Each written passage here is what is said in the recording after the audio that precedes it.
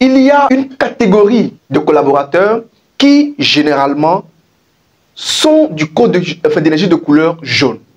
Et on décrit leur état d'esprit par le fait qu'ils démarrent des projets, mais ils ne les finissent pas. Ça, ils sont très bons pour démarrer de nouveaux projets, pour avoir de nouvelles idées. Ils ont un enthousiasme très fort, mais malheureusement, la fin de la semaine ne leur trouvera pas sur la très belle idée qu'ils ont lancée en début de semaine. Chaque humain correspond à un profil donné psychologique. Et la psychologie en science permet de résoudre un certain nombre de problématiques chez l'humain.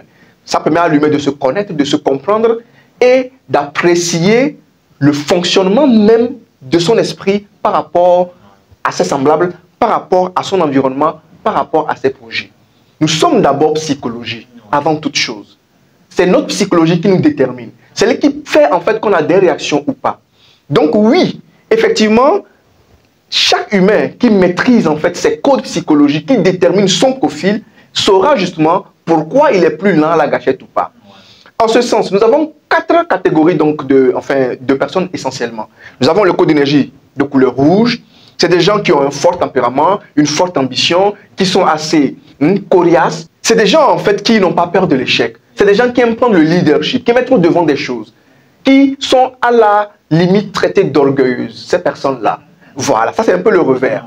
Mais vous les verrez toujours être en train de prendre des initiatives, des initiatives, des initiatives. Et donc quand vous êtes de ce code d'énergie de couleur, la discipline pour vous n'est pas un problème. Vous êtes quelqu'un de très discipliné. Il suffit qu'on vous donne un rêve, il suffit seulement qu'on vous montre l'objectif, vous foncez comme un buffle pour atteindre le résultat, l'objectif est réalisé. Et même quand c'est dur, vous avancez. C'est pour cela qu'on dit souvent que quand c'est dur, seuls les durs avancent. Ou que vous êtes comme un couteau chaud qui avance dans du beurre froid. Les gars du code d'énergie de couleur, c'est des tueurs à gages.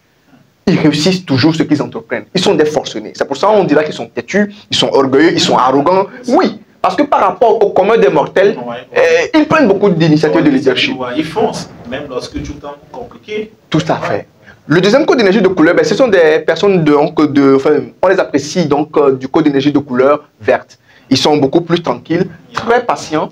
Quand ils sont dans un groupe, pour faire le choix, ils sont les dernières personnes à faire le choix. Vous comprenez un peu? Donc quand vous êtes comme ça, hein, vous semblez être nonchalant.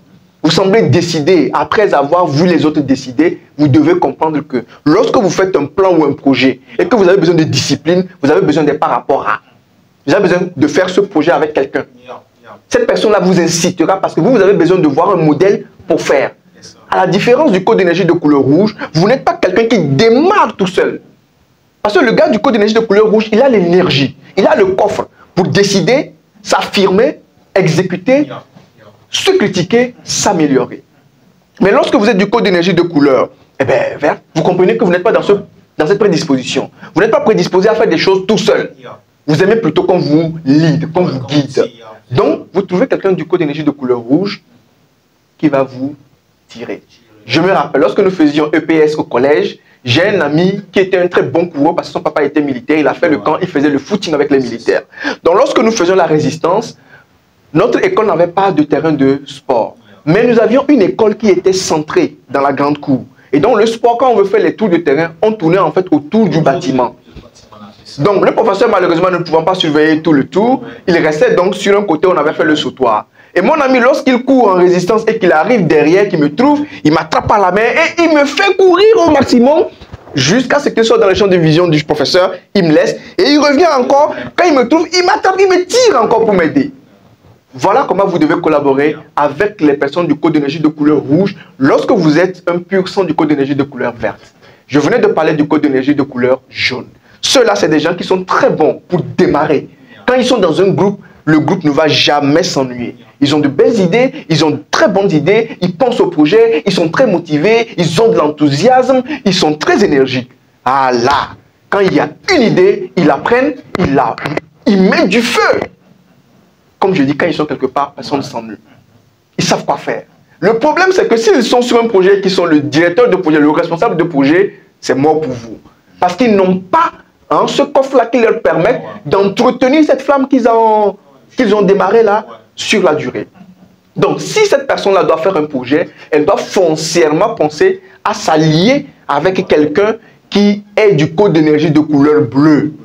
Ça, c'est la dernière catégorie. Ceux-ci où ceux-là sont plutôt très pragmatiques, précis, ils sont très objectifs, ils sont très réfléchis, ils sont très planifiés. C'est des gens qui sont très endurants. Ils sont très difficiles à démarrer sur un projet parce qu'ils aiment beaucoup réfléchir, beaucoup vérifier, s'assurer que tout est OK avant. Souvent, ils perdent des opportunités comme ça, à trop réfléchir, on peut perdre les opportunités parce que les opportunités aiment ceux qui saisissent les opportunités. Le code d'énergie de couleur rouge. Ils ne traînent pas, ils prennent. Après, ils vont réfléchir. Après, ils vont s'adapter. Donc, le code d'énergie de couleur bleu fera une très bonne combinaison avec le code d'énergie de couleur jaune.